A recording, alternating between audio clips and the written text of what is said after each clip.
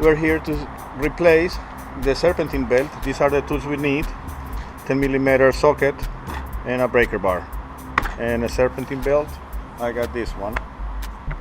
The first step we need to do is take this part of the intake out with the 10mm socket, releasing that screw.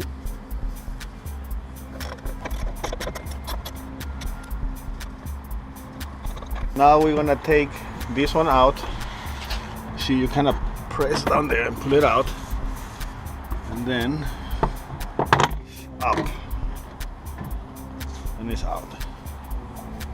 Now we have access to the belt.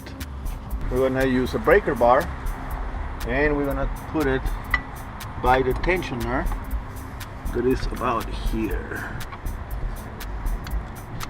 Now that we have the breaker bar in position, we're just gonna release tension, pull out the belt. That's it.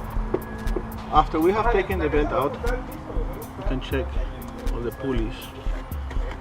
They're okay. They seem all okay.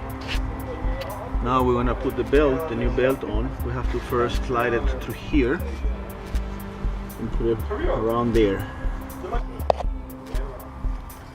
Through there. Under. New belt.